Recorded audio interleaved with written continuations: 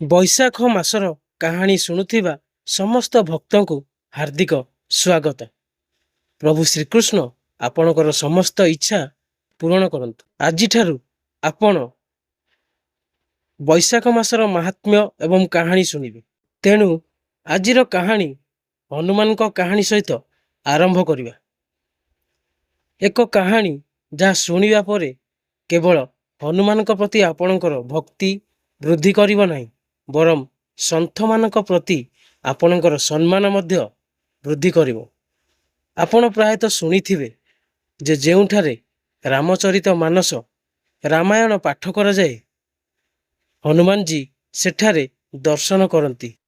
ଏହା ମଧ୍ୟ କୁହାଯାଏ ଯେ ଯେଉଁଠାରେ ରାମ କଥା ପାଠ କରାଯାଏ, ହନୁମାନଜୀ ନିଶ୍ଚିତ ଭାବରେ ଆସନ୍ତି। ତେଣୁ ଅନେକ ଭକ୍ତ ଯେତେବେଳେ ରାମାୟଣ ପାଠ କରନ୍ତି, ସର୍ବଦା ହନୁମାନଜୀଙ୍କ ପାଇଁ ଏକ ଆସନ ସ୍ଥାପନ କରନ୍ତି। କିନ୍ତୁ ଏହା ଦେଖି ଅନେକ ଲୋକ ଭାବନ୍ତି ଯେ ହନୁମାନ ନିଜେ ସେଠାରେ ବାସ କରନ୍ତି କି? ଏହା କେବଳ ଏକ ବିଶ୍ୱାସ ନା ଏହା ସତ୍ୟ? ଆସନ୍ତୁ ଆଜିର କାହାଣୀରେ ଜାଣିବା। ଜଣେ ପଣ୍ଡିତ ଥିଲେ ଯିଏ ରାମାୟଣ ବର୍ଣ୍ଣନା କରୁଥିଲେ। ଥରେ ସେ ଏକ ନିର୍ଦ୍ଦିଷ୍ଟ ସ୍ଥାନରେ ରାମାୟଣ କହୁଥିଲେ। ପ୍ରତିଦିନ ଅନେକ ଲୋକ ସେଠାକୁ ଆସୁଥିଲେ, କାହାଣୀ ଶୁଣୁଥିଲେ ଏବଂ ଆନନ୍ଦରେ ଚାଲି ଯାଉଥିଲେ। ପଣ୍ଡିତଙ୍କର ଏକ ଦୈନନ୍ଦିନ ରୀତି ଥିଲା। କାହାଣୀ ଆରମ୍ଭ କରିବା ପୂର୍ବରୁ ସେ କହୁଥିଲେ, ଆସ ହନୁମାନ, ଦୟାକରି ବାସ କରନ୍ତୁ। ଏହା କହିବା ପରେ ସେ ହନୁମାନଙ୍କୁ ଆହ୍ୱାନ କରୁଥିଲେ। ତାପରେ ସେ ଗୋଟିଏ ଘଣ୍ଟା ପାଇଁ ପ୍ରବଚନ ଦେଉଥିଲେ। ଜଣେ ଓକିଲ ଥିଲେ ଯିଏ ପ୍ରତିଦିନ କାହାଣୀ ଶୁଣିବାକୁ ଆସୁଥିଲେ। ଓକିଲ କାହାଣୀ ଶୁଣି ବହୁତ ଉପଭୋଗ କରୁଥିଲେ। କିନ୍ତୁ ଗୋଟିଏ ଦିନ ଏପରି କିଛି ଘଟିଲା ଯେ ଯୁକ୍ତିଯୁକ୍ତତା ତାଙ୍କ ଭକ୍ତିକୁ ଅତିକ୍ରମ କରିଦେଲା। ଯୁକ୍ତି ବଢ଼ିଲା। ସେ ଭାବିଲେ ଯେ ପ୍ରଭୁ ହନୁମାନ ପ୍ରକୃତରେ ପ୍ରତିଦିନ ଆସନ୍ତି କି? କାରଣ ସେ ଜାଣିବାକୁ ଚାହିଁଲେ। ସେ ଭାବିଲେ ଯେ ପ୍ରଭୁ ହନୁମାନ ପ୍ରକୃତରେ କ'ଣ ପ୍ରତିଦିନ ଆସି ଆସନ ଗ୍ରହଣ କରନ୍ତି? ଏହାର କାରଣ ସେ ଜାଣିବାକୁ ଚାହିଁଲେ। ଓକିଲଙ୍କର ଏହି ବିଷୟରେ ଅଳ୍ପ ବିଶ୍ୱାସ ଥିଲା। ସେ ଆଂଶିକ ଭାବରେ ବିଶ୍ୱାସ କରିଥିଲେ ଯେ ପ୍ରଭୁ ହନୁମାନ କେବଳ ଏକ ଆସନ ପ୍ରଦାନ କରି କହିଥିଲେ। କ'ଣ ସତରେ ପ୍ରଭୁ ହନୁମାନ ପଣ୍ଡିତଙ୍କର କହିବା ଅନୁସାରେ ଆସି ଆସନ ଗ୍ରହଣ କରୁଥିଲେ? ଓକିଲ ଏ ବିଷୟରେ ଗଭୀର ସନ୍ଦେହ କରୁଥିଲେ। ତେଣୁ ସେ ପୁରୋହିତଙ୍କୁ ପଚାରିଲେ, ମହାଶୟ, ଆପଣ ରାମାୟଣକୁ ବହୁତ ଭଲ ଭାବରେ ଶୁଣାନ୍ତି। ମୁଁ ଏହାକୁ ଶୁଣିବାକୁ ଭଲ ପାଏ ଏବଂ ଏହାକୁ ବହୁତ ଆନନ୍ଦଦାୟକ ମନେ କରେ। କିନ୍ତୁ ଯେହେତୁ ଆପଣ ପ୍ରତିଦିନ ହନୁମାନଙ୍କୁ ଏକ ସିଂହାସନ ପ୍ରଦାନ କରନ୍ତି, କ'ଣ ସତରେ ପ୍ରଭୁ ହନୁମାନ ଏଥିରେ ବସିଥାନ୍ତି? ପୁରୋହିତ ଓକିଲଙ୍କୁ ଚାହିଁ କହିଲେ, ହଁ, ଏହା ମୋର ବ୍ୟକ୍ତିଗତ ବିଶ୍ୱାସ। ଯେତେବେଳେ ରାମାୟଣ ପାଠ କରାଯାଏ, ସେତେବେଳେ ହନୁମାନଜୀ ନିଶ୍ଚିତ ଭାବରେ ଆସନ ଗ୍ରହଣ କରନ୍ତି। ଓକିଲ ଉତ୍ତର ଦେଲେ, ମହାରାଜ, ଏହା ସମ୍ଭବ ନୁହେଁ। ହନୁମାନଜୀ କ'ଣ ଏଠାକୁ ଆସନ୍ତି? ଏହାର କିଛି ପ୍ରମାଣ ଦେଇପାରିବେ? ଆପଣଙ୍କୁ ପ୍ରମାଣ କରିବାକୁ ପଡ଼ିବ ଯେ ହନୁମାନଜୀ ଆପଣଙ୍କ କାହାଣୀ ଶୁଣିବା ପାଇଁ ପ୍ରତିଦିନ ଏଠାକୁ ଆସନ୍ତି। ମହାରାଜ ବୁଝି ଯାଇଥିଲେ ଯେ ବିଶ୍ୱାସକୁ କୌଣସି ପ୍ରମାଣ ଦ୍ୱାରା ପରୀକ୍ଷା କରାଯାଇ ପାରିବ ନାହିଁ। ଏହାକୁ ପରୀକ୍ଷା କରିବା ଉଚିତ। ଏହା ଜଣେ ଭକ୍ତ ଏବଂ ଭଗବାନଙ୍କ ମଧ୍ୟରେ ପ୍ରେମ, ବ୍ୟକ୍ତିଗତ ବିଶ୍ୱାସର ବିଷୟ। ଜଣେ ଭକ୍ତ ଏବଂ ଭଗବାନଙ୍କ ମଧ୍ୟରେ ପ୍ରେମ କିମ୍ବା ବିଶ୍ୱାସ ଏପରି କିଛି ନୁହେଁ ଯାହା କୌଣସି ପ୍ରକାରେ ପ୍ରମାଣିତ ହୋଇପାରିବ। ତେଣୁ ମୁଁ ଏହାକୁ ଆପଣଙ୍କୁ କୌଣସି ପ୍ରକାରରେ ପ୍ରମାଣ କରିପାରିବି ନାହିଁ। ଯଦି ଆପଣ ପଚାରିବେ, ମୁଁ ପ୍ରଚାର ବନ୍ଦ କରିଦେବି କିମ୍ବା ଆପଣଙ୍କ ଏଠାକୁ ଆସିବା ସମ୍ପୂର୍ଣ୍ଣ ବନ୍ଦ କରିପାରିବି। ତେଣୁ ମୁଁ ଏହାକୁ ଆପଣଙ୍କୁ କୌଣସି ପ୍ରକାରରେ ପ୍ରମାଣ କରିପାରିବି ନାହିଁ। ଯଦି ଆପଣ ପଚାରିବେ, ମୁଁ ପ୍ରଚାର ବନ୍ଦ କରିଦେବି କିମ୍ବା ଆପଣଙ୍କ କଥାରେ ମୁଁ ଏଠାକୁ ଆସିବା ସମ୍ପୂର୍ଣ୍ଣ ବନ୍ଦ କରିଦେବି। କିନ୍ତୁ ଓକିଲ ରାଜି ହେଲେ ନାହିଁ। ସେ ଆହୁରି କହିଲେ, ଆପଣ ବହୁତ ଦିନ ଧରି ଏହା ଦାବି କରି ଆସୁଛନ୍ତି। ତେଣୁ ମହାରାଜ ଆପଣଙ୍କୁ ପ୍ରମାଣ କରିବାକୁ ପଡ଼ିବ ଯେ ହନୁମାନଜୀ ଏଠାକୁ କଥା ଶୁଣିବାକୁ ଆସନ୍ତି। ଉଭୟଙ୍କ ମଧ୍ୟରେ ବିତର୍କ ଏହିପରି ଚାଲିଲା। ବାଗଦ୍ୱନ୍ଦ୍ୱ ବଢ଼ିଗଲା। ପରାସ୍ତ ହୋଇ ପଣ୍ଡିତ ମହାରାଜ କହିଲେ, ମୁଁ କାଲି ଆପଣଙ୍କୁ ପ୍ରମାଣ ଦେଖେଇବି ଯେ ହନୁମାନଜୀ ଅଛନ୍ତି କି ନାହିଁ। ମୁଁ ଯେଉଁ ସିଂହାସନରେ ହନୁମାନଜୀଙ୍କୁ ବସିବାକୁ କହିବି, ଆପଣ ଆଜି ସେହି ସିଂହାସନକୁ ଆପଣଙ୍କ ଘରକୁ ନେଇଯାଆନ୍ତୁ ଏବଂ କାଲି ଆପଣଙ୍କ ସହିତ ସେହି ସିଂହାସନକୁ ଆଣନ୍ତୁ ଏବଂ ତାପରେ ମୁଁ ଏହାକୁ ଏଠାରେ ରଖିବି। ମୁଁ କଥା ପୂର୍ବରୁ ହନୁମାନଜୀଙ୍କୁ ଡାକିବି। ତାପରେ ଆପଣ ସେହି ସିଂହାସନକୁ ସେହି ସ୍ଥାନରେ ରଖିବେ। ଯଦି ତୁମେ ସିଂହାସନ ଉଠାଇବ ତେବେ ବୁଝିବ ଯେ ହନୁମାନଜୀ ସେଠାରେ ନାହାନ୍ତି। ତାପରେ ଓକିଲ ପରୀକ୍ଷା ପାଇଁ ରାଜି ହେଲେ। ତାପରେ ପୁରୋହିତ ପଚାରିଲେ, ପରାଜିତ ବ୍ୟକ୍ତି କ'ଣ କରିବେ? ଆସନ୍ତୁ ଏହା ନିଷ୍ପତ୍ତି ନେଇଯିବା। ଏହା ସତ୍ୟର ପରୀକ୍ଷା।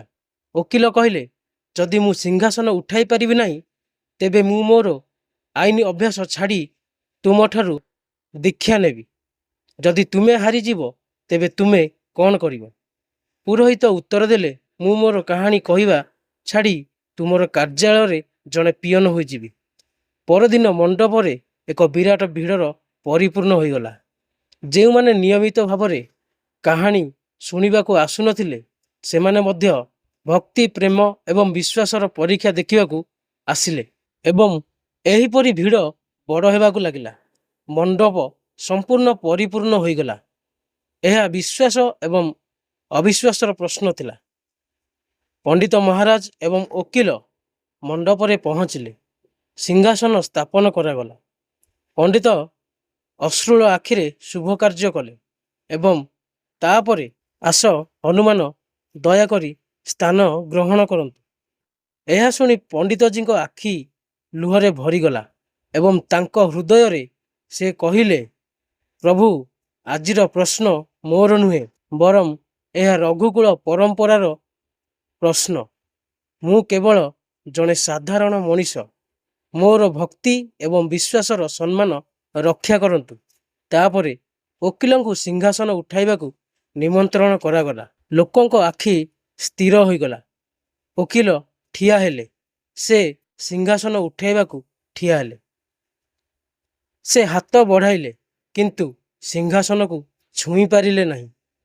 ଯେକୌଣସି କାରଣରୁ ସେ 3 ଥର ହାତ ବଢ଼ାଇଲେ କିନ୍ତୁ 3 ଥର ବିଫଳ ହେଲେ। ପୁରୋହିତ ଦେଖୁଥିଲେ। ସିଂହାସନକୁ ଧରିବା ତ ଦୂରର କଥା, ଓକିଲ ଏହାକୁ ଛୁଇଁ ପାରିଲେ ନାହିଁ। 3 ଥର ଓକିଲ ଝାଳରେ ଭିଜିଗଲେ। ଏବେ ଓକିଲ ପୁରୋହିତଙ୍କ ପାଦ ତଳେ ପଡ଼ି କହିଲେ, ମହାରାଜ, ସିଂହାସନ ଉଠାଇବାକୁ ଭୁଲିଯାଅ। ମୁଁ ଜାଣିନାହିଁ କାହିଁକି ମୋର ହାତ ସିଂହାସନକୁ ପହଞ୍ଚି ପାରୁନାହିଁ। ତେଣୁ ମୁଁ ମୋର ପରାଜୟକୁ ଗ୍ରହଣ କରୁଛି। କୁହାଯାଏ ଯେ ବିଶ୍ୱାସ ଏବଂ ଭକ୍ତିର ସହିତ କରାଯାଇଥିବା ପୂଜାରେ ଅପାର ଶକ୍ତି ଥାଏ। ଏହା ମଧ୍ୟ କୁହାଯାଏ ଯେ ଯଦି ଆପଣ ଈଶ୍ୱରଙ୍କୁ ବିଶ୍ୱାସ କରନ୍ତି ତେବେ ଏହା ପଥର ନୁହେଁ। ଈଶ୍ୱରଙ୍କ ମୂର୍ତ୍ତି ପଥରରେ ତିଆରି, କିନ୍ତୁ ଭକ୍ତଙ୍କ ଭକ୍ତି ଏହାକୁ ଜୀବନ ଦିଏ ଏବଂ ତାପରେ ପ୍ରଭୁ ସେହି ପଥର ମୂର୍ତ୍ତିରେ ବାସ କରନ୍ତି। ତେଣୁ ପ୍ରେମ ସହିତ କୁହନ୍ତୁ, ଜୟ ପ୍ରଭୁ ଶ୍ରୀ ରାମଲାଲା ଏବଂ ଜୟ ରାମଭକ୍ତ ହନୁମାନଜୀ। ଆଜିର କାହାଣୀ ଆପଣମାନଙ୍କୁ କିପରି ଲାଗିଲା କୁହନ୍ତୁ ଏବଂ ଏବେ ଆପଣ ବୈଶାଖ ମାସ ମାହାତ୍ମ୍ୟର ଆଜିର ଅଧ୍ୟାୟ ଶୁଣିବେ। ହଁ, ଯେଉଁମାନେ ବୈଶାଖ ମାସରେ ସ୍ନାନ କରନ୍ତି, ମୁଁ ସେମାନଙ୍କୁ କହିବାକୁ ଚାହୁଁଛି ଯେ ଯଦି ଆପଣ ବୈଶାଖ ମାସରେ ସ୍ନାନ କରିବାକୁ କିମ୍ବା ଉପବାସ କରିବାକୁ ଚାହାନ୍ତି ତେବେ ଏହା ଚୈତ୍ର ମାସର ପୂର୍ଣ୍ଣିମା ଦିନଠାରୁ ଆରମ୍ଭ ହୁଏ। ତାପରେ ଚୈତ୍ର ପୂର୍ଣ୍ଣିମା ଠାରୁ ବୈଶାଖ ପୂର୍ଣ୍ଣିମା ପର୍ଯ୍ୟନ୍ତ ନିୟମିତ ସ୍ନାନ, ଦାନ ଏବଂ ଅନ୍ୟାନ୍ୟ ପୂଜା କରାଯାଏ। ଅନେକ ଭକ୍ତ ଉପବାସ ପାଳନ କରନ୍ତି। ଅନେକ ଭକ୍ତ ଉପବାସ ନ କରି କେବଳ ପୂଜା କରନ୍ତି ଏବଂ ଅନେକ ଭକ୍ତ ବୈଶାଖ ମାସ ସାରା କିଛି ନା କିଛି ବ୍ରତ ନେଇ ସେହି ବ୍ରତ ପାଳନ କରନ୍ତି। ଯେପରି ଆମେ କାର୍ତ୍ତିକ କିମ୍ବା ମାଘରେ ସ୍ନାନ କରୁ, ସେହିପରି ବୈଶାଖ ମାସ ମଧ୍ୟ ଭଗବାନ ବିଷ୍ଣୁଙ୍କ ପ୍ରିୟ। ତେଣୁ ଏହି ମାସରେ ସ୍ନାନ, ଦାନ ଏବଂ ଉପବାସ ଏହି ସମସ୍ତ ନିୟମ ସମାନ। ହଁ, କିଛି ପାର୍ଥକ୍ୟ ଅଛି। ମୁଁ ନିମ୍ନଲିଖିତ ଭିଡ଼ିଓରେ ଆପଣଙ୍କ ସହିତ ଏହା ସେୟାର କରିବି। ବୈଶାଖ ହେଉଛି ହିନ୍ଦୁ ନବବର୍ଷର ଦ୍ୱିତୀୟ ମାସ। କୁହାଯାଏ ଯେ ବୈଶାଖରେ ଭଗବାନ ବିଷ୍ଣୁଙ୍କ ପୂଜା କରିବା ଦ୍ୱାରା ସମସ୍ତ ମନସ୍କାମନା ପୂରଣ ହୁଏ। କାରଣ ଏହି ମାସ ବୈଶାଖ ମାସ ଭଗବାନ ବିଷ୍ଣୁଙ୍କ ପ୍ରତି ସମର୍ପିତ। ବୈଶାଖକୁ ମାଧବ ମାସ କୁହାଯାଏ। ବୈଶାଖ ମାସର ମହତ୍ତ୍ୱ ବର୍ଣ୍ଣନା କରି ଶାସ୍ତ୍ରରେ କୁହାଯାଇଛି ଯେ ବୈଶାଖ ଭଳି କୌଣସି ମାସ ନାହିଁ, ସତ୍ୟଯୁଗ ଭଳି କୌଣସି ଯୁଗ ନାହିଁ। ବ୍ରହ୍ମା ବୈଶାଖ ମାସକୁ ସମସ୍ତ ମାସ ମଧ୍ୟରେ ଶ୍ରେଷ୍ଠ ବୋଲି ବର୍ଣ୍ଣନା କରିଛନ୍ତି। ପୁରାଣରେ ବୈଶାଖ ମାସକୁ ମାତାଙ୍କ ସହିତ ସମାନ ବୋଲି ବିବେଚନା କରାଯାଇଛି। ଯେପରି ଜଣେ ମାତା ତାଙ୍କ ସନ୍ତାନମାନଙ୍କର ସମସ୍ତ ଇଚ୍ଛା ପୂରଣ କରନ୍ତି, ବୈଶାଖ ମାସରେ ସ୍ନାନ ଏବଂ ଦାନ କରିବା ଏବଂ ବୈଶାଖର ନୀତି ପାଳନ କରିବା ଦ୍ୱାରା ସମସ୍ତ ଇଚ୍ଛା ପୂରଣ ହୁଏ। ଧାର୍ମିକ ଗ୍ରନ୍ଥ ଅନୁସାରେ ଲୋକଙ୍କ କଲ୍ୟାଣ ପାଇଁ ଏହି ମାସରେ ଦେବାଦେବୀ ଜଳରେ ବାସ କରନ୍ତି। ତେଣୁ ଏହି ମାସରେ ଜଳ ଦାନ କରିବା ସର୍ବୋତ୍ତମ ବୋଲି ବିବେଚନା କରାଯାଏ। ସୂର୍ଯ୍ୟୋଦୟ ପୂର୍ବରୁ ଉଠି ସ୍ନାନ କରିବା ଏବଂ ତାପରେ ସୂର୍ଯ୍ୟ ଦେବତାଙ୍କୁ ଜଳ ଅର୍ପଣ କରିବା ଦ୍ୱାରା ମଧ୍ୟ ଅନେକ ଇଚ୍ଛା ପୂରଣ ହୁଏ। ତେଣୁ ବୈଶାଖ ମାସରେ ଯଥାଶୀଘ୍ର ଉଠି ସ୍ନାନ କରିବା ଉଚିତ। ଅତି କମରେ ସୂର୍ଯ୍ୟୋଦୟ ପୂର୍ବରୁ ସ୍ନାନ କରିବା, ଏହା କରିବା ନିହାତି ଆବଶ୍ୟକ। ତାପରେ ସୂର୍ଯ୍ୟ ଦେବତାଙ୍କୁ ଜଳ ଅର୍ପଣ କରନ୍ତୁ ଏବଂ ତାପରେ ଆପଣଙ୍କ ଘର ମନ୍ଦିରକୁ ଫେରି ଭଗବାନ ବିଷ୍ଣୁ ଏବଂ ଦେବୀ ଲକ୍ଷ୍ମୀ କିମ୍ବା ଲକ୍ଷ୍ମୀ ନାରାୟଣଙ୍କ ପୂଜା କରନ୍ତୁ। ସମସ୍ତ ଦେବାଦେବୀଙ୍କୁ ପୂଜା କରନ୍ତୁ। ତୃଷାର୍ତ ପଥିକଙ୍କ ପାଇଁ ଜଳ ବ୍ୟବସ୍ଥା କରନ୍ତୁ। ତୁମେ ପାଣିର ଝରଣା, କୂଅ ସ୍ଥାପନ କରିପାରିବ କିମ୍ବା ଅନ୍ୟ କୌଣସି ଉପାୟରେ ପାଣି ବଣ୍ଟନ କରିପାରିବ। ପାନୀୟ ଜଳ ଝରଣା ସ୍ଥାପନ କରିବା ଆବଶ୍ୟକ ନାହିଁ, କିନ୍ତୁ ଅତି କମରେ ଏକ ନିୟମ କର ଯେ ସାରା ଦିନ ଜଣେ କିମ୍ବା ଦୁଇ ଜଣଙ୍କୁ ମଧ୍ୟ ପାଣି ଯୋଗାଇବା ଲାଭଦାୟକ ହେବ। ଏବଂ ଯଦି ତୁମେ ତାହା କରିପାରିବ ନାହିଁ, ତେବେ ଚିନ୍ତା କରିବାର କୌଣସି ଆବଶ୍ୟକତା ନାହିଁ। ତୁମେ ତୁମର ଘରର ଛାତ ଉପରେ ପକ୍ଷୀମାନଙ୍କ ପାଇଁ ପାଣି ଏବଂ ଖାଦ୍ୟ ମଧ୍ୟ ଯୋଗାଇ ପାରିବ। ଏହାର ଅର୍ଥ ହେଉଛି ଏକ ପାତ୍ରରେ ଅଳ୍ପ ପାଣି ଏବଂ କିଛି ଶସ୍ୟ ରଖିବା, ଯାହାକୁ ପକ୍ଷୀମାନେ ଦିନସାରା ଖାଇ ପିଇପାରିବେ। ଏହା ତୁମର ମଧ୍ୟ ଲାଭଦାୟକ। ପ୍ରତିଦିନ କୌଣସି ଜୀବଜନ୍ତୁକୁ ଖାଦ୍ୟ ଏବଂ ପାଣି ଦେବା ମଧ୍ୟ ଏକ ନିୟମ ଭାବରେ ବିବେଚନା କରାଯାଏ। ଏହା ସହିତ ତୁମେ ଦୀପଦାନ କରିପାରିବ। ତୁମେ ଯେକୌଣସି ମନ୍ଦିର କିମ୍ବା ଘରେ ଦୀପଦାନ କରିପାରିବ। ଯଦି ତୁମେ ସ୍ନାନ କରିବାକୁ ଚାହୁଁଛ, ତେବେ ସୂର୍ଯ୍ୟୋଦୟ ପୂର୍ବରୁ ଉଠି ସ୍ନାନ କରିପାରିବ ଏବଂ ତାପରେ ପୂଜା କରିପାରିବ। ଏହା ସ୍ନାନ ପାଇଁ ନିୟମ। ଯଦି ତୁମେ ଏହା ସହିତ ଉପବାସ ରଖିବାକୁ ଚାହୁଁଛ, ତେବେ ତୁମେ ଦିନସାରା କେବଳ ଥରେ ଖାଇପାରିବ। ତୁମେ ଦିନରେ ଫଳ ଖାଇପାରିବ। ଠିକ୍ ଅଛି, ଉପବାସ ଏହିପରି ପାଳନ କରାଯାଏ। ମାସିକ ଉପବାସ ଗୋଟିଏ ସମୟରେ ପାଳନ କରାଯାଏ। ତୁମେ ଦିନକୁ ଥରେ କିମ୍ବା ଦୁଇଥର 100 ଗ୍ରାମ ଖାଦ୍ୟ ଏବଂ ଫଳ ଖାଇପାରିବ। ଠିକ୍ ଅଛି, ଏହାକୁ ମନେ ରଖ। ଏବେ ଯଦି ତୁମେ ଉପବାସ କରୁଛ, ତେବେ ଏହା ସହିତ ଜଡ଼ିତ ଅନେକ ନିୟମ ଅଛି। ଉଦାହରଣ ସ୍ୱରୂପ, ତୁମକୁ ବ୍ରହ୍ମଚର୍ଯ୍ୟ ପାଳନ କରିବାକୁ ପଡ଼ିବ। ତୁମେ ରସୁଣ, ପିଆଜ ଇତ୍ୟାଦି ଖାଇପାରିବ ନାହିଁ। ତେଣୁ ଉପବାସ ସହିତ ଅନେକ ନିୟମ ଆସେ। କିନ୍ତୁ ଯଦି ତୁମେ ଉପବାସ କରୁନାହଁ, ତେବେ ତୁମେ ପ୍ରତିଦିନ ସ୍ନାନ କରିବାର ବ୍ରତ ନେଇପାରିବ। ତୁମେ ରସୁଣ ଏବଂ ପିଆଜ ମଧ୍ୟ ତ୍ୟାଗ କରିପାରିବ। ଯଦି ତୁମେ ରସୁଣ ଏବଂ ପିଆଜ ତ୍ୟାଗ କରୁନାହଁ, ତଥାପି ତୁମେ ସ୍ନାନର ଲାଭ ପାଇବ। ଏହା ବ୍ୟତୀତ ଯଦି ତୁମେ ରସୁଣ, ପିଆଜ, ମାଂସ ଏବଂ ମଦ୍ୟପାନ ପରିହାର କର, ତେବେ ଲାଭ ବହୁଗୁଣିତ ହୁଏ। ହଁ, ଯଦି ତୁମେ ରସୁଣ ଏବଂ ପିଆଜ ତ୍ୟାଗ କରିପାରିବ ନାହିଁ, ତେବେ ଅତି କମରେ ତୁମେ ମନେ ରଖିବା ଉଚିତ ଯେ ଯଦି ତୁମେ ମାଂସ ଭୋଜନ କରୁଛ, ତେବେ ଏହି ମାସରେ ମାଂସ ଭୋଜନ ତ୍ୟାଗ କରିବା ଉଚିତ। ତୁମେ ମାଂସ କିମ୍ବା ମଦ୍ୟପାନ କରିବା ଉଚିତ ନୁହେଁ। ଆଉ ଏକ କଥା ହେଉଛି ଯେ ଯେଉଁ ଭକ୍ତମାନେ ଉପବାସ କରନ୍ତି ସେମାନେ ଭୂମିରେ ଶୋଇବା ଉଚିତ, ଅର୍ଥାତ୍ ବିଛଣାରେ ନୁହେଁ। ତୁମେ ଗଦି କିମ୍ବା ଗଦି ବ୍ୟବହାର କରି ମଧ୍ୟ ତଳେ ଶୋଇପାରିବ। ଯେଉଁ ଭକ୍ତମାନେ ଉପବାସ ପାଳନ କରିପାରିବେ ନାହିଁ, ଉଦାହରଣ ସ୍ୱରୂପ ଯେଉଁମାନେ ସ୍ନାନ ମଧ୍ୟ କରିପାରିବେ ନାହିଁ, ସେମାନଙ୍କ ପାଇଁ ଏପରି ପରିସ୍ଥିତିରେ ଯେକୌଣସି ଗୋଟିଏ ବ୍ରତ ନିଅ। ତୁମେ ପ୍ରତିଦିନ କାହାକୁ ପାଣି ଦେବାର ବ୍ରତ ନେଇପାରିବ କିମ୍ବା ପ୍ରତିଦିନ କିଛି ଦାନ କରିପାରିବ। ତୁମେ ମନ୍ଦିରରେ ଦୀପ ଜାଳିବାର ବ୍ରତ ନେଇପାରିବ। ତୁମେ ପ୍ରତିଦିନ ତୁଳସୀ ପୂଜା କରିବାର ବ୍ରତ ନେଇପାରିବ। ତୁମେ ଶାଳଗ୍ରାମକୁ ତୁଳସୀ ଅର୍ପଣ କରିପାରିବ।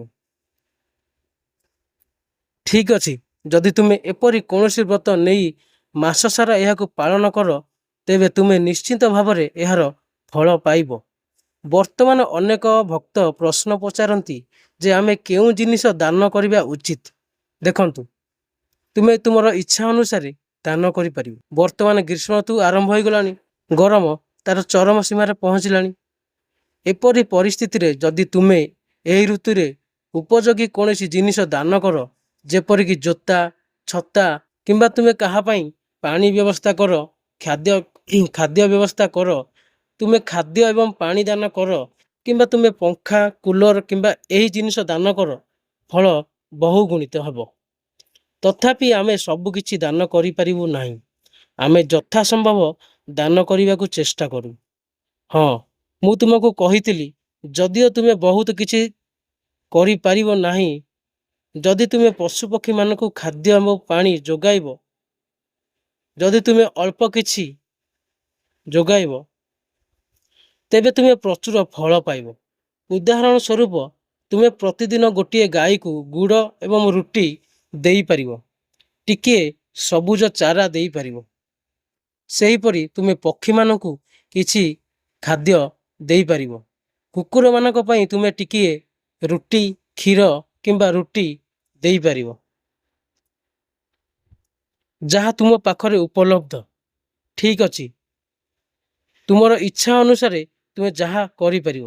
ଯେକୌଣସି ଉପାୟରେ ତୁମେ ଯେକୌଣସି ପ୍ରକାରରେ ଜୀବଜଗତର ସେବା କରିବା ଉଚିତ। ଠିକ୍ ଅଛି, କେବଳ ଏହା ମନେ ରଖ, ଯଦି ତୁମେ ଉପବାସ କରିପାରିବ ନାହିଁ କିମ୍ବା ସକାଳେ ଉଠି ସ୍ନାନ ମଧ୍ୟ କରିପାରିବ ନାହିଁ, ତେବେ କୌଣସି ରୀତି ଅନୁସରଣ କର ଏବଂ ସମଗ୍ର ମାସ ପାଇଁ ଭଗବାନ ଶ୍ରୀ ହରି ବିଷ୍ଣୁଙ୍କୁ ମାଧବ ରୂପରେ ପୂଜା କର ଏବଂ ପ୍ରତିଦିନ କଥା ଶୁଣ ଏବଂ ମନ୍ତ୍ର ଶୁଣ। ଏହା ମଧ୍ୟ ତୁମକୁ ବହୁତ ଲାଭ ଦିଏ। ତେଣୁ ଯାହା ହୁଏ ତାହା ହେଉଛି ଯେ ଆମେ ଏକ ଶୁଭ ମାସରେ ଯେକୌଣସି ଭଲ କାମ କରୁ, ଆମେ ତାହାର ଫଳ ବହୁଗୁଣିତ କରିଥାଉ ଏବଂ ସେହି ମାସରେ ଆମେ ଯେକୌଣସି ଖରାପ କାମ କରୁ, ଆମେ ଅନ୍ୟମାନଙ୍କ ବିଷୟରେ ଗପସପ କରୁ, ଅନ୍ୟମାନଙ୍କ ସମାଲୋଚନା କରୁ, ଅଯଥା ଜିନିଷରେ ଆମର ସମୟ ନଷ୍ଟ କରୁ କିମ୍ବା କୌଣସି ଜୀବର କୌଣସି ପ୍ରକାରରେ କ୍ଷତି କରୁ, କ୍ରୋଧ କରୁ କିମ୍ବା ଅନ୍ୟମାନଙ୍କ ପ୍ରତି କଠୋର କଥା କହୁ, ଯଦି ଆମେ କାହାକୁ କଷ୍ଟ ଦେଉ, ତେବେ ଆମକୁ ମଧ୍ୟ ସେହି ଯନ୍ତ୍ରଣାର ସମ୍ମୁଖୀନ ହେବାକୁ ପଡ଼େ। ତେଣୁ ଯେତେବେଳେ ଶୁଭ ସମୟ ଆସେ, ଯେତେବେଳେ ଶୁଭ ମାସ ଆସେ, ସେହି ମାସ ଗୁଡ଼ିକରେ ଆମକୁ ଟିକେ ଅଧିକ ସତର୍କ ଅବଲମ୍ବନ କରିବା ଉଚିତ। ବନ୍ଧୁଗଣ, ଆସନ୍ତୁ ବୈଶାଖ ମାସର ମହତ୍ତ୍ୱ ବିଷୟରେ ଆଲୋଚନା କରିବା। ଏହି ମହତ୍ତ୍ୱ ପ୍ରଥମେ ଭଗବାନ ବିଷ୍ଣୁ ଦେବୀ ଲକ୍ଷ୍ମୀଙ୍କୁ ପ୍ରକାଶ କରିଥିଲେ, ଯାହାଙ୍କୁ ବ୍ରହ୍ମା ମଧ୍ୟ ମନୋନୀତ କରିଥିଲେ। ଏହାପରେ ବ୍ରହ୍ମା ତାଙ୍କ ପୁତ୍ର ବ୍ରହ୍ମର୍ଷି ନାରଦଙ୍କୁ ବୈଶାଖ ମାସର ମହତ୍ତ୍ୱ ବୁଝାଇଥିଲେ। ବ୍ରହ୍ମର୍ଷି ନାରଦ ରାଜା ଅମୃଷଙ୍କ ବୈଶାଖ ମାସର ମହତ୍ତ୍ୱ ବୁଝାଇଥିଲେ। ଏହା ବ୍ୟତୀତ ବୈଶାଖ ମାସରେ ମହତ୍ତ୍ୱ ସ୍କନ୍ଦ ପୁରାଣ ଏବଂ ପଦ୍ମ ପୁରାଣରେ ବର୍ଣ୍ଣିତ ହୋଇଛି, ଯାହା ଆପଣ ଆଜିର ଭିଡ଼ିଓରେ ଶୁଣିବେ। ତେଣୁ ଏହି ପବିତ୍ର କାହାଣୀକୁ ଉପଭୋଗ କରିବା ପୂର୍ବରୁ ପ୍ରଥମେ ମନରେ ଭଗବାନ ଗଣେଶଙ୍କ ଧ୍ୟାନ କରନ୍ତୁ, ତାପରେ ମନ୍ତ୍ର ଜପ କରନ୍ତୁ। ଓମ୍ ଶ୍ରୀ ବିଷ୍ଣୁବେ ନମଃ। ମହାନ ପୁରୁଷ ଏବଂ ନାରାୟଣଙ୍କୁ ନମସ୍କାର, ଦେବୀ ସରସ୍ୱତୀ ଏବଂ ବ୍ୟାସଙ୍କୁ ନମସ୍କାର ଏବଂ ସମସ୍ତ ହୃଦୟ ସହିତ ସମସ୍ତ ଦେବୀ ଦେବାଙ୍କୁ ପ୍ରଣାମ। ଏବଂ ଆଜିର ପବିତ୍ର କାହାଣୀ ଉପଭୋଗ କରନ୍ତୁ। ଶ୍ରୀ ସୁତ କହିଲେ, ରାଜା ଆମ୍ବରୀଶ ପବିତ୍ର ବୈଶାଖ ମାସର ମହତ୍ଵ ବିଷୟରେ ପରମାତ୍ମାଙ୍କ ପୁତ୍ର ନାରଦଙ୍କୁ ପଚାରିଲେ।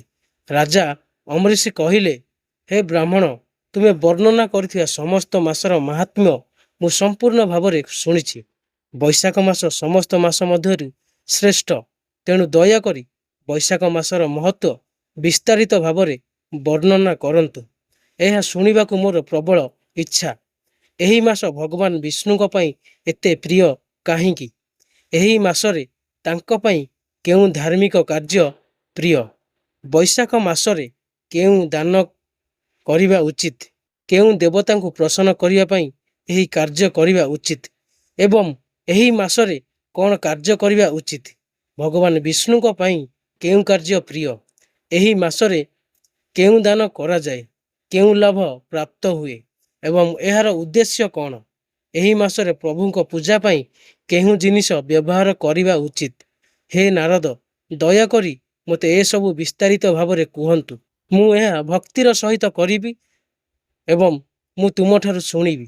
ରାଜା ଅମ୍ବରୀଶଙ୍କ କଥା ଶୁଣି ବ୍ରହ୍ମର୍ଷି ନାରଦ ହସି କହିଲେ, ହେ ମହାରାଜ, ଭଗବାନ ବିଷ୍ଣୁ ପ୍ରଥମେ ଦେବୀ ଲକ୍ଷ୍ମୀଙ୍କୁ ସମସ୍ତ ମାସର ମହତ୍ଵ ବିଷୟରେ କହିଥିଲେ, ଯାହା ବ୍ରହ୍ମା ମୋତେ ଜଣାଇଛନ୍ତି। ସମସ୍ତ ମାସ ମଧ୍ୟରୁ କାର୍ତ୍ତିକ, ମାଘ ଏବଂ ବୈଶାଖ ସର୍ବୋତ୍ତମ। ଏହି ତିନୋଟି ମାସ ମଧ୍ୟରୁ ବୈଶାଖକୁ ସର୍ବୋତ୍ତମ ବୋଲି ବିବେଚନା କରାଯାଏ। ଏହି ମାସ ଜଣେ ମାତା ପରି ସମସ୍ତ ପ୍ରାଣୀଙ୍କୁ ଇଚ୍ଛିତ ଫଳ ପ୍ରଦାନ କରେ। ଏହି ମାସରେ ଦାନ, ଯଜ୍ଞ, ଉପବାସ ଏବଂ ସ୍ନାନ ସମସ୍ତ ପାପ ନଷ୍ଟ କରେ। ଏହି ମାସ ଧର୍ମ, କର୍ମ, ଯଜ୍ଞ ଏବଂ ତପସ୍ୟାର ସାର। ଦେବତାମାନେ ମଧ୍ୟ ଏହାର ପ୍ରଶଂସା କରିଛନ୍ତି। ଏହି ମାସ ଜ୍ଞାନ ମଧ୍ୟରେ ବେଦ ପରି, ମନ୍ତ୍ର ମଧ୍ୟରେ ପ୍ରଣବ ପରି, ଗଛ ମଧ୍ୟରେ କଳ୍ପବୃକ୍ଷ ପରି, ଗାଈ ମଧ୍ୟରେ କାମଧେନୁ ପରି, ସର୍ପ ମଧ୍ୟରେ ଶେଷନାଗ ପରି, ପକ୍ଷୀମାନଙ୍କ ମଧ୍ୟରେ ଗରୁଡ଼ ପରି, ଦେବତାମାନଙ୍କ ମଧ୍ୟରେ ବିଷ୍ଣୁ, ଜାତି ମଧ୍ୟରେ ବ୍ରାହ୍ମଣ ପରି, ପ୍ରିୟ ଜିନିଷ ମଧ୍ୟରେ ଜୀବନ ଶକ୍ତି ପରି ଏବଂ ବନ୍ଧୁମାନଙ୍କ ମଧ୍ୟରେ ଭାର୍ୟ ପରି।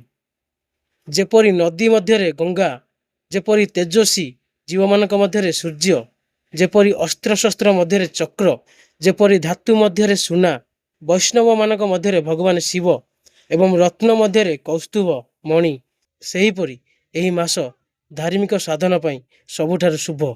ଏହି ମାସ ବିଷ୍ଣୁଙ୍କ ପ୍ରତି ଭକ୍ତିଜାତ କରେ। ବୈଶାଖ ମାସର ମେଷ ସଂକ୍ରାନ୍ତିରେ ସୂର୍ଯ୍ୟୋଦୟ ପୂର୍ବରୁ ଯେଉଁମାନେ ସ୍ନାନ କରନ୍ତି, ସେମାନେ ଭଗବାନ ବିଷ୍ଣୁ ଏବଂ ଦେବୀ ଲକ୍ଷ୍ମୀଙ୍କ ଉପରେ ଗଭୀର ଭାବରେ ପ୍ରସନ୍ନ ହୁଅନ୍ତି। ଯେପରି ସମସ୍ତ ପ୍ରାଣୀ ଖାଦ୍ୟରେ ସନ୍ତୁଷ୍ଟ ହୁଅନ୍ତି, ସେହିପରି ବୈଶାଖ ସ୍ନାନ ନିଃସନ୍ଦେହରେ ଭଗବାନ ବିଷ୍ଣୁଙ୍କୁ ପ୍ରସନ୍ନ କରେ। ଯେଉଁମାନେ ବୈଶାଖରେ ସ୍ନାନ କରନ୍ତି ଏବଂ ଯେଉଁମାନେ ଏହାକୁ ଅନୁମୋଦନ କରନ୍ତି, ସେମାନେ ସମସ୍ତ ପାପରୁ ମୁକ୍ତ ହୋଇ ବିଷ୍ଣୁ ଲୋକ ପ୍ରାପ୍ତ ହୁଅନ୍ତି। ଯେଉଁମାନେ ବୈଶାଖ ମାସରେ ସୂର୍ଯ୍ୟ ମେଷ ରାଶିରେ ଥିବା ସମୟରେ ସକାଳେ ଥରେ ମଧ୍ୟ ସ୍ନାନ କରନ୍ତି ଏବଂ ଐହିକ କରନ୍ତି, ସେମାନେ ସମସ୍ତ ମହାପାପରୁ ମୁକ୍ତ ହୋଇ ବିଷ୍ଣୁ ଲୋକ ପ୍ରାପ୍ତ ହୁଅନ୍ତି। ଯେଉଁମାନେ ବୈଶାଖରେ ସ୍ନାନ କରିବା ପାଇଁ ଗୋଟିଏ ପାଦ୍ୟ ମଧ୍ୟ ନିଅନ୍ତି, ସେମାନେ 10,000 ଅଶ୍ୱମେଧ ଯଜ୍ଞ କରିବାର ପୁରସ୍କାର ପାଆନ୍ତି। ଏଥିରେ କୌଣସି ସନ୍ଦେହ ନାହିଁ। କିମ୍ବା ଯେକୌଣସି ଏକାଗ୍ର ମନ ସହିତ ଏପରି ସଂକଳ୍ପ କରନ୍ତି, ସେମାନେ ନିଃସନ୍ଦେହରେ 100 ଯଜ୍ଞର ପୁଣ୍ୟ ପାଆନ୍ତି। ଯେଉଁମାନେ ବୈଶାଖ ସ୍ନାନ ପାଇଁ ଧନୁ ପର୍ଯ୍ୟନ୍ତ ଚାଲିଯାଆନ୍ତି, ସେମାନେ ସଂସାରର ବନ୍ଧନରୁ ମୁକ୍ତ ହୋଇ ବୈକୁଣ୍ଠରେ ପହଞ୍ଚିଥାନ୍ତି। ହେ ରାଜେନ୍ଦ୍ର, ସମଗ୍ର ବ୍ରହ୍ମାଣ୍ଡରେ ଅର୍ଥାତ୍ 3 ଲୋକରେ ସମସ୍ତ ତୀର୍ଥସ୍ଥଳ ସହର ବାହାରକୁ ଆସିଥିବା ଟିକିଏ ପାଣିରେ ପରିପୂର୍ଣ୍ଣ। ଅର୍ଥାତ୍ ଯଦି କେହି ବୈଶାଖ ମାସରେ ସ୍ନାନ ପାଇଁ ତୀର୍ଥସ୍ଥଳକୁ ଯାଏ, ଯଦି ତୁମେ ଯାଇପାରିବ ନାହିଁ, ତେବେ ତୁମେ ନଗର ବାହାରେ ଥିବା ଜଳାଶୟରେ ସ୍ନାନ କରିବା ଉଚିତ। ଯମଙ୍କ ଆଦେଶରେ ଶାସ୍ତ୍ରରେ ତାଲିକାଭୁକ୍ତ ପାପଗୁଡ଼ିକ ଜଣେ ବ୍ୟକ୍ତି ବୈଶାଖ ମାସରେ ସ୍ନାନ କରିବା ପର୍ଯ୍ୟନ୍ତ ପ୍ରତିଫଳିତ ହୁଏ। ହେ ମହାରାଜ, ଭଗବାନ ବିଷ୍ଣୁଙ୍କ ଆଦେଶରେ ବୈଶାଖ ମାସରେ ତୀର୍ଥସ୍ଥଳ ଏବଂ ଅନ୍ୟାନ୍ୟ ସ୍ଥାନରେ ଅଧିଷ୍ଠାତ୍ରୀ ଦେବତାମାନେ ମାନବ ଜାତିର ହିତ ପାଇଁ ସୂର୍ଯ୍ୟୋଦୟ ପରେ 6 ଘଣ୍ଟା ଜଳ ବାହାରେ ରୁହନ୍ତି। ହେ ମହାରାଜ, ଯେଉଁମାନେ ସେହି ସମୟରେ ସ୍ନାନ କରନ୍ତି ନାହିଁ ସେମାନେ ଘୋର ଅଭିଶାପ ପାଆନ୍ତି ଏବଂ ପ୍ରସ୍ଥାନ କରନ୍ତି। ତେଣୁ ବୈଶାଖ ତେଣୁ ବୈଶାଖରେ ସ୍ନାନ କରିବାକୁ ପଡ଼ିବ। ନାରଦ କହିଲେ, ହେ ମହାରାଜ, ବୈଶାଖ ପରି ଅନ୍ୟ କୌଣସି ମାସ ନାହିଁ। ସତ୍ୟଯୁଗ ପରି ଅନ୍ୟ କୌଣସି ଯୁଗ ନାହିଁ। ବେଦ ପରି କୌଣସି ଶାସ୍ତ୍ର ନାହିଁ। ଗଙ୍ଗା ନଦୀ ପରି କୌଣସି ତୀର୍ଥ ନାହିଁ। ଜଳଦାନ ପରି କୌଣସି ଦାନ ନାହିଁ। କୃଷି ପରି କୌଣସି ଧନ ନାହିଁ ଏବଂ ଜୀବନ ପରି କୌଣସି ଲାଭ ନାହିଁ। ଉପବାସ ପରି ଅନ୍ୟ କୌଣସି ତପସ୍ୟା ନାହିଁ। ଦାନ ପରି କୌଣସି ସୁଖ ନାହିଁ। ଦୟା ପରି କୌଣସି ଧର୍ମ ନାହିଁ ଏବଂ ଆଖି ପରି କୌଣସି ଆଲୋକ ନାହିଁ। ଖାଦ୍ୟ ପରି କୌଣସି ସନ୍ତୋଷ ନାହିଁ। ଚାଷ ପରି କୌଣସି ବାଣିଜ୍ୟ ନାହିଁ। ଧାର୍ମିକତା ପରି ସହାୟକ ବନ୍ଧୁ ନାହିଁ। ସତ୍ୟ ପରି କୌଣସି ଖ୍ୟାତି ନାହିଁ। ସ୍ୱାସ୍ଥ୍ୟ ପରି କୌଣସି ଆନନ୍ଦ ନାହିଁ। କେଶବ ପରି ମାଧବଙ୍କ ପରି ପବିତ୍ର କେହି ନାହାନ୍ତି ଏବଂ ଆଉ ଏ ଜଗତରେ କେହି ନାହାନ୍ତି। ଏହି ପରମ ପବିତ୍ର ବୈଶାଖ ମାସ ଭଗବାନ ଶେଷାଇଙ୍କ ପାଇଁ ସର୍ବଦା ପ୍ରିୟ। ଯେଉଁମାନେ ଏହି ମାସକୁ ଉପବାସ ନ କରି ବିତାଇବେ ସେମାନେ ଧର୍ମହୀନ ହୋଇ ଶୀଘ୍ର ପଶୁ ଜନ୍ମ ଗ୍ରହଣ କରିବେ। ଏପରି ଲୋକଙ୍କ ପାଇଁ କୂଅ, ପାହାଚ ନିର୍ମାଣ, ଉଦ୍ୟାନ ରୋପଣ ଇତ୍ୟାଦି ଭଳି ସମସ୍ତ ଧାର୍ମିକ କାର୍ଯ୍ୟ ନିରର୍ଥକ। ସେମାନଙ୍କର କୌଣସି ଫଳ ନାହିଁ। ଯେଉଁମାନେ ବୈଶାଖ ମାସରେ ନିୟମିତ ଭୋଜନ କରନ୍ତି ସେମାନେ ନିଶ୍ଚିତ ଭାବରେ ଭଗବାନ ବିଷ୍ଣୁଙ୍କ ସହିତ ମିଳନ ପ୍ରାପ୍ତ କରିବେ। ଏଥିରେ କୌଣସି ସନ୍ଦେହ ନାହିଁ। ଜଗତରେ ଅନେକ ପ୍ରକାର ଦାନ ଏବଂ ଉପବାସ ଅଛି, କିନ୍ତୁ ସେମାନେ ଶରୀରକୁ ଅତ୍ୟଧିକ ପରିଶ୍ରମ କରନ୍ତି ଏବଂ ଏହି ଜଗତରେ ବାରମ୍ବାର ଜନ୍ମ ନିଅନ୍ତି। ତଥାପି କେବଳ ବୈଶାଖ ମାସରେ ସ୍ନାନ କରିବା ଦ୍ୱାରା ଜଣେ ବ୍ୟକ୍ତି ଜନ୍ମ ଏବଂ ମୃତ୍ୟୁ ଚକ୍ରରୁ ମୁକ୍ତି ପାଏ। ସମସ୍ତ ଦାନର ପୁଣ୍ୟ ଫଳ ଏବଂ ସମସ୍ତ ପବିତ୍ର ସ୍ଥାନରେ ସ୍ନାନର ଲାଭ ବୈଶାଖ ମାସରେ ଜଳଦାନ କରି ପ୍ରାପ୍ତ କରିପାରିବେ। ଯେଉଁମାନେ ଜଳଦାନ କରିବାକୁ ସାମର୍ଥ୍ୟ ରଖିପାରିବେ ନାହିଁ ସେମାନେ ଧନ ଇଚ୍ଛା କରୁଥିବା ଅନ୍ୟମାନଙ୍କୁ ଏହା କରିବାକୁ କହିବାକୁ ଉଚିତ। ଏହି କାର୍ଯ୍ୟ ସମସ୍ତ ଦାନ ଠାରୁ ଶ୍ରେଷ୍ଠ। ଯଦି ସମସ୍ତ ପ୍ରକାରର ଦାନ ଏକ ତରାଜୁରେ ଗୋଟିଏ ପାର୍ଶ୍ୱରେ ରଖାଯାଏ ଏବଂ ଅନ୍ୟ ପାର୍ଶ୍ୱରେ ପାଣି ରଖାଯାଏ,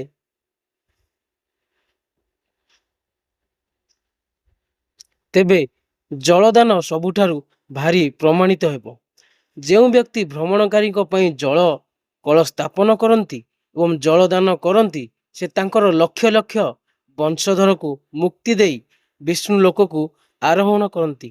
ହେ ମହାରାଜ, ଜଳ କଳ ସ୍ଥାପନ କରି ଦେବତା, ପୂର୍ବପୁରୁଷ ଏବଂ ଋଷିମାନେ ନିଃସନ୍ଦେହରେ ବହୁତ ଖୁସି ହୁଅନ୍ତି।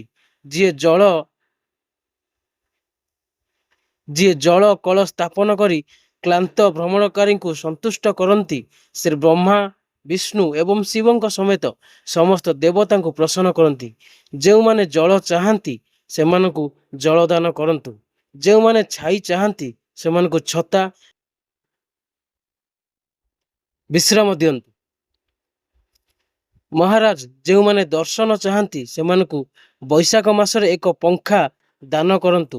ଉଲ୍ଲେଖିତ ସମସ୍ତ ଦାନ ମଧ୍ୟରୁ ଜଳ, ଛତା ଏବଂ ପଙ୍ଖା ଦାନ କରିବା ସର୍ବୋତ୍ତମ। ଏଗୁଡ଼ିକ ବୈଶାଖ ମାସରେ ଦାନ କରିବାକୁ ପଡ଼ିବ। ଯିଏ ବୈଶାଖ ମାସରେ ଜଣେ ବ୍ରାହ୍ମଣଙ୍କୁ ପାଣି ପୂର୍ଣ୍ଣ ପାତ୍ର ନ ଦେଇପାରେ ସେ ଚାତକ ଜନ୍ମ ପାଇଁ ଭାଗ୍ୟବାନ। ହେ ରାଜେନ୍ଦ୍ର, ଯିଏ ଜଣେ ତୁଷାର୍ତ ସନ୍ଥକୁ ଥଣ୍ଡା ପାଣି ଯୋଗାଇଥାଏ ସେ 100 ରାଜସ୍ୱାମୀ ଯଜ୍ଞ କରିବାର ପୁରସ୍କାର ପାଏ। ଯେଉଁ ବ୍ୟକ୍ତି ଗରମ, ପରିଶ୍ରମ ଏବଂ ଝାଳରେ କ୍ଳାନ୍ତ ହୋଇ ବ୍ରାହ୍ମଣଙ୍କୁ ପଶାଇବାରେ ବିଫଳ ହୁଅନ୍ତି ସେ ସମସ୍ତ ପାପରୁ ମୁକ୍ତ ହୋଇ ଗରୁଡ଼ ପରି ହୋଇଯାଆନ୍ତି। ବୈଶାଖ ମାସରେ ଯେ କେହି ବ୍ରାହ୍ମଣଙ୍କୁ ପଶାଇବାରେ ବିଫଳ ହୁଏ ସେ ବିଭିନ୍ନ ବାତ ରୋଗରେ ପୀଡ଼ିତ ହୋଇ ନର୍କକୁ ଯାଏ। ଯିଏ ବ୍ରାହ୍ମଣଙ୍କ ପୋଷାକରେ ନିଜକୁ ପଙ୍ଖା ବଜାଏ ସେ ସମସ୍ତ ପାପରୁ ମୁକ୍ତ ହୋଇ ମୁକ୍ତି ପାଏ। ଭଗବାନ ବିଷ୍ଣୁଙ୍କ ସହିତ ମିଶିଯାଏ। ଯେଉଁମାନେ ପବିତ୍ର ହୃଦୟରେ ତାଳ ପଙ୍ଖା ଦାନ କରନ୍ତି ସେମାନେ ସମସ୍ତ ପାପରୁ ମୁକ୍ତ ହୋଇ ବିଷ୍ଣୁଲୋକ ପ୍ରାପ୍ତ ହୁଅନ୍ତି। ଯେଉଁମାନେ କ୍ଳାନ୍ତିକୁ ତୁରନ୍ତ ଦୂର କରୁଥିବା ପଙ୍ଖା ଦାନ କରନ୍ତି ନାହିଁ ସେମାନେ ଯନ୍ତ୍ରଣା ଭୋଗ କରନ୍ତି ଏବଂ ସାରା ବିଶ୍ୱରେ ବ୍ୟାପି ଯାଆନ୍ତି। ହେ ମହାରାଜ, ବୈଶାଖ ମାସରେ ଛତାଦାନ କରିବା ଆଧ୍ୟାତ୍ମିକ ଦୁଃଖରୁ ମୁକ୍ତି ପାଇଁ ଉପଯୁକ୍ତ। ଯେଉଁମାନେ ଭଗବାନ ବିଷ୍ଣୁଙ୍କ ପ୍ରିୟ ଏହି ବୈଶାଖ ମାସରେ ଛତାଦାନ କରନ୍ତି ନାହିଁ, ସେମାନେ କୌଣସି ସ୍ଥାନରେ ଛାଇ ପାଆନ୍ତି ନାହିଁ ଏବଂ ଅତ୍ୟନ୍ତ ନିଷ୍ଠୁର ରାକ୍ଷସ ଭାବରେ ପୃଥିବୀରେ ବିଚରଣ କରନ୍ତି। ଯେଉଁମାନେ ବୈଶାଖ ମାସରେ କାଠ ଚପଲ ଦାନ କରନ୍ତି, ସେମାନେ ଯମଙ୍କ ଦୂତମାନଙ୍କୁ ଅବମାନନା କରି ବିଷ୍ଣୁ ଲୋକକୁ ଆରୋହଣ କରନ୍ତି। ଯେଉଁମାନେ ବୈଶାଖ ମାସରେ ଜୋତା ଦାନ କରନ୍ତି, ସେମାନେ ନର୍କର ଯନ୍ତ୍ରଣା ଭୋଗ କରନ୍ତି ନାହିଁ କିମ୍ବା ସେମାନେ ସଂସାରର ଦୁଃଖ ଦ୍ୱାରା କଷ୍ଟ ପାଆନ୍ତି ନାହିଁ। ଯିଏ ବ୍ରାହ୍ମଣଙ୍କ ଅନୁରୋଧରେ କାଠ ଚପଲ ଦାନ କରନ୍ତି, ସେ ଲକ୍ଷ ଲକ୍ଷ ଜନ୍ମ ପାଇଁ ପୃଥିବୀରେ ରାଜା ହୋଇଯାଆନ୍ତି। ମଧ୍ୟାହ୍ନରେ ଅତିଥି କିମ୍ବା ବ୍ରାହ୍ମଣଙ୍କୁ ଖାଦ୍ୟ ଦେବାର ଲାଭ ଭଗବାନ ବ୍ରହ୍ମା ମଧ୍ୟ ବର୍ଣ୍ଣନା କରିପାରିବେ ନାହିଁ। ହେ ମହାରାଜ, ଖାଦ୍ୟ ଦାନ ବ୍ୟକ୍ତିକୁ ତୁରନ୍ତ ସନ୍ତୁଷ୍ଟ କରେ। ଅନ୍ନଦାନ ପରି ଦୁନିଆରେ ଆଉ କୌଣସି ଦାନ ନାହିଁ। ରାସ୍ତାରେ କ୍ଳାନ୍ତ ବ୍ରାହ୍ମଣଙ୍କୁ ଆଶ୍ରୟ ଦେଉଥିବା ବ୍ୟକ୍ତିଙ୍କ ଗୁଣ ବର୍ଣ୍ଣନା କରିବାକୁ ବ୍ରହ୍ମା ମଧ୍ୟ ଶକ୍ତିହୀନ। ଜଣେ ଭୋକିଲା ବ୍ୟକ୍ତି ତାଙ୍କ ସ୍ତ୍ରୀ, ପୁତ୍ର, ଘର, ପୋଷାକ, ଅଳଙ୍କାର କିମ୍ବା ଅଳଙ୍କାରକୁ ମୂଲ୍ୟ ଦିଏ ନାହିଁ। ପେଟ ପୂର୍ଣ୍ଣ ହେଲେ ହିଁ ସବୁକିଛି ପ୍ରଶଂସିତ ହୁଏ। ତେଣୁ ଖାଦ୍ୟ ଦାନ ପରି କିଛି କେବେ ଘଟେ ନାହିଁ। ବୈଶାଖରେ କ୍ଳାନ୍ତ ବ୍ରାହ୍ମଣଙ୍କୁ ଖାଦ୍ୟ ଦାନ ନ କରୁଥିବା ବ୍ୟକ୍ତି ପିଶାଚ ହୋଇଯାଏ। ନିଜ ମାଂସ ଖାଇ ପୃଥିବୀରେ ଘୂରି ବୁଲୁଥାଏ। ତେଣୁ ଯଥାସମ୍ଭବ ବ୍ରାହ୍ମଣମାନଙ୍କୁ ଦାନ କରିବା ଉଚିତ। ହେ ମହାରାଜ, ଖାଦ୍ୟଦାତା ପିତାମାତା ଉଭୟଙ୍କୁ ଭୁଲିଯାଏ ଏବଂ ଦାତାଙ୍କୁ ନିଜର ସର୍ବସ୍ୱ ମନେ କରିବାକୁ ଲାଗେ। ଏହି କାରଣରୁ ତିନି ଲୋକରେ ସମସ୍ତେ ଖାଦ୍ୟର ପ୍ରଶଂସା କରନ୍ତି। ପିତାମାତା କେବଳ ଜନ୍ମ ଦିଅନ୍ତି, କିନ୍ତୁ ଏହି ଜଗତରେ ବିଦ୍ୱାନମାନେ ଖାଦ୍ୟଦାତାଙ୍କୁ ତାଙ୍କର ପିତା ବୋଲି କୁହନ୍ତି। ହେ ମହାରାଜ, ସମସ୍ତ ଧର୍ମ ଖାଦ୍ୟ ଦାତାଙ୍କଠାରେ ବାସ କରନ୍ତି, ତେଣୁ ଖାଦ୍ୟ ଦାନ କରିବା ଉଚିତ। ବ୍ରହ୍ମର୍ଷି ନାରଦଙ୍କ କଥା ଶୁଣି ରାଜା ଅମ୍ବରୀଶ ଆଶ୍ଚର୍ଯ୍ୟ ହୋଇ କହିଲେ, ହେ ମହାନ ଋଷି, ଯଦି ମାଧବ ମାସ ସର୍ବୋତ୍ତମ ଏବଂ ପ୍ରଭୁ ଲକ୍ଷ୍ମୀପତିଙ୍କ ଅତ୍ୟନ୍ତ ପ୍ରିୟ, ତେବେ ଏଥିରେ ସ୍ନାନ କରିବାର ପଦ୍ଧତି କ'ଣ? ବୈଶାଖ ମାସରେ କ'ଣ ଦାନ କରିବା ଉଚିତ? କେଉଁ ତପସ୍ୟା କରିବା ଉଚିତ ଏବଂ କେଉଁ ଦେବତାଙ୍କୁ ପୂଜା କରିବା ଉଚିତ? ହେ ଦୟାର ସାଗର, ଦୟାକରି ସେହି ସମୟରେ କରୁଥିବା ପୁଣ୍ୟ କାର୍ଯ୍ୟ ବିଷୟରେ ମୋତେ ଶିକ୍ଷା ଦିଅନ୍ତୁ। ସଦ୍ଗୁରୁଙ୍କ ମୁଖରୁ ଶିକ୍ଷା ପାଇବା ବିରଳ। ଭଲ ସ୍ଥାନ ଏବଂ ସମୟ ପାଇବା ମଧ୍ୟ ବହୁତ କଷ୍ଟକର। ରାଜ୍ୟ ପ୍ରାପ୍ତି ଇତ୍ୟାଦି ଭାବନା ଆମ ହୃଦୟକୁ ଏତେ ଶୀତଳତା ପ୍ରଦାନ କରେ ନାହିଁ ଯେପରି ତୁମ ସହିତ ଏହି ସାକ୍ଷାତ। ନାରଦଜୀ ଅମ୍ବରୀଶ ଋଷିଙ୍କୁ କ'ଣ କହିଥିଲେ, ତୁମେ ଏହା କାଲିର କାହାଣୀରେ ଶୁଣିବ। ଯଦି ଆପଣମାନଙ୍କୁ ଏହି ବୈଶାଖ ମାସର କଥା ଭଲ ଲାଗିଲା, ତେବେ ଚ୍ୟାନେଲକୁ ଲାଇକ୍ ଆଉ ସବସ୍କ୍ରାଇବ୍ କରିବେ। ରହିଲି, ଜୟ ଜଗନ୍ନାଥ।